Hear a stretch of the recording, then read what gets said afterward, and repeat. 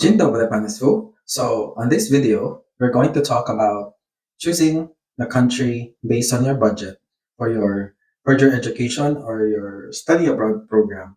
So wait for the next video and go with me. Let's be on this journey and I'll try to help as much as I can so that we will going to fulfill everyone's dream of studying abroad, living in abroad, and you know, what else is in store for us. So let's go.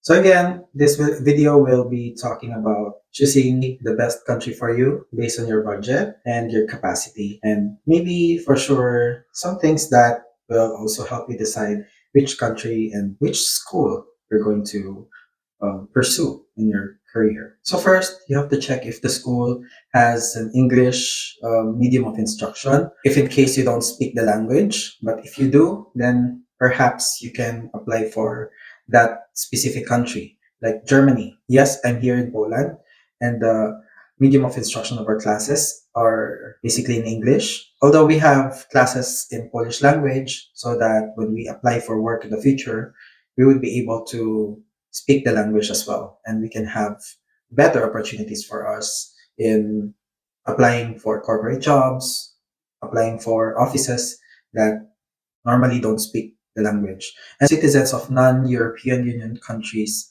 are considered foreigners. So the universities do have a special rate for us. We have a different tuition fees. We have a different miscellaneous and things that are different from citizens of European Union countries. Some countries that I know that are quite expensive based on their tuition fees and their cost of living expenses. We have Italy, Spain, France, and Germany. So pursuing your master's degree in these countries normally cost a fortune. It's very expensive. The tuition fees are like times three, times four from the tuition fee that I paid here in Poland. It's quite expensive. Although in these countries it may be expensive, but the opportunities, the job, especially in the main cities, the work opportunities, if you plan to do a part-time job, it's very much easier to look for a job that is suitable for students. So if we say here in Poland, the tuition fee is not really that expensive and the cost of living here is relatively cheaper than the countries that I mentioned earlier. You may choose a university that is in Warsaw or in other bigger cities. They have better opportunities for work, more English speakers. There are far more part-time jobs that are suitable for foreigners, especially for English speakers. So yes, I would really say that between Poland and the countries that I mentioned earlier, it's relatively cheaper to live here, to study here in Poland. Only plot twist is that you have to learn the language and the culture here is really different. And of course, Italy, Spain, France, and Germany is relatively the tourist capitals of Europe. Regarding the language courses in the university are normally included in your curriculum. If not, the universities have their language courses that you can enroll in. Here in Poland. The language courses, the Polish language is already included in our curriculum and we are seriously taking it because it's considered one of the hardest language in the world. Most English speaking foreigners have the hard time learning it.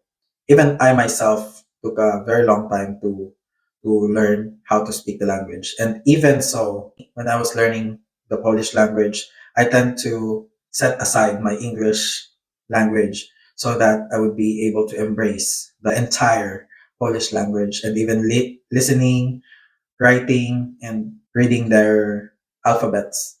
So again, when you choose a university to enroll in, check if the cost of living suits your capacity, the financial capacity, which is really important, and if the culture there suits you and you may be interested with the culture, because it's very important. You'll be living there for a long time.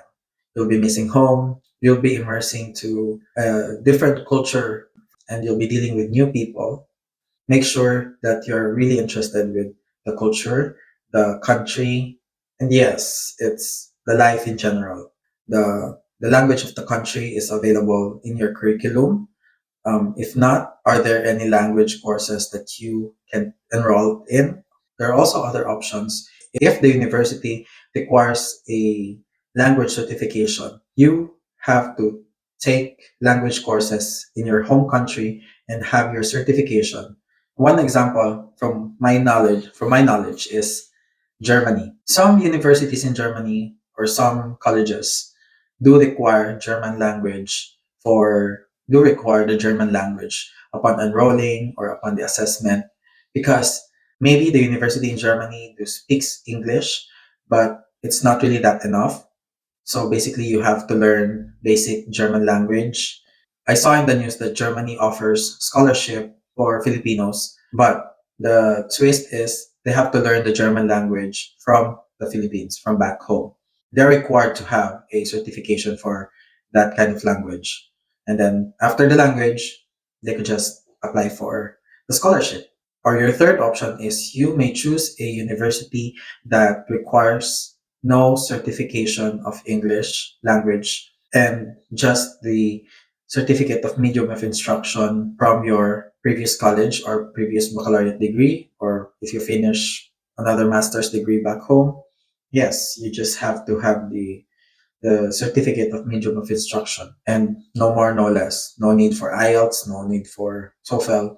But one option is that you can take some of these English certifications. Why?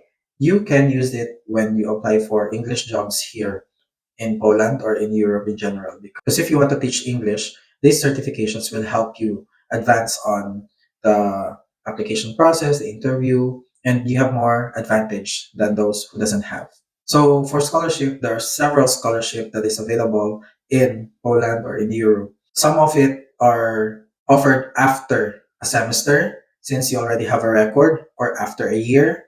Yes, if you're going to apply for scholarship here, sometimes you have to stay for the first semester or first year, then apply for the following year. You'll get a discount or you'll get a full scholarship or a company scholarship based on your academic record. Or you may also check on some scholarships back home. There is Erasmus and there is also DAN.